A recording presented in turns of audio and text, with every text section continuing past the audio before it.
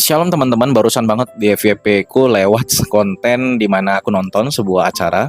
Di situ ada satu peserta acara yang diberikan kesempatan untuk pegang mic untuk berbicara, menyampaikan sesuatu. Di situ dia menyampaikan keputusasaannya, ketakutannya, kebingungannya, kehilangan harapannya kepada host atau pembicara yang ada di sana. Namun apa yang dia dapat bukanlah rangkulan tetapi malah hinaan, ditakut-takuti, dan malah dibikin seakan-akan dia nggak punya harapan lagi gitu. Dan aku berhenti di situ bukan karena aku marah, tapi aku kecewa banget lihatnya dan aku sedih banget. Sejak kapan sih spiritualitas seseorang itu bisa membuat orang berpulang lebih hancur daripada ketika dia datang? Di situ ada dua kalimat yang membuat aku sangat panas, teman-teman. Dia bilang begini, umur kamu diperpanjang karena bantuan aku. Pulanglah dan jangan berbuat yang aneh-aneh lagi. Berbuatlah baik selamanya gitu. Dan ingat, aku ini sangat berkuasa loh.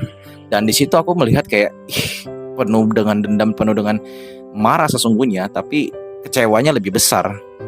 Karena sesungguhnya orang datang untuk bisa mendapatkan harapan, tetapi yang dia dapat adalah semakin terluka, semakin pulang dengan keputusasaan dan yang nggak dapat solusi gitu. Tapi ironisnya, ramalan tentang apa yang terjadi pada orang yang diberikan kesempatan untuk berbicara itu, tembakannya malah banyak salah. Di sini aku bangga banget, aku menjadi orang yang mengenal Tuhan Yesus. Meskipun tergolong terlambat untuk mengenalnya, tapi aku bangga pada hari ini aku bisa mengenal Tuhan Yesus karena kasih karunia-Nya dan bagaimana dia memperlakukan orang-orang kecil, miskin, dan tersisih. Pada zaman Yesus, jangan lupa bahwa orang kusta itu adalah orang paling najis, teman-teman. Dia nggak boleh hidup di dalam kota, jadi dia hidupnya di luar tembok kota.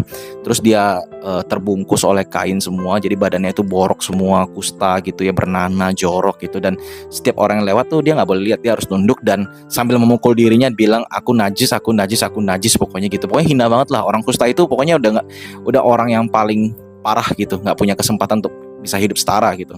Tetapi ketika Yesus lewat, orang kusta itu bilang, Tuhan Yesus tolonglah kami, tolonglah aku gitu ibaratnya. Dan apa yang Tuhan Yesus lakukan adalah Tuhan menyembuhkan 10 orang kusta itu. Dan dia bilang gini, pergilah dan perlihatkanlah dirimu kepada imam. Dan apa yang dia lakukan? Dalam perjalanannya orang kusta itu sembuh total, tanpa embel-embel apa-apa, tanpa minta apa-apa. Tuhan pure mengasihi kita dengan kasih karunia tanpa merendahkan kita.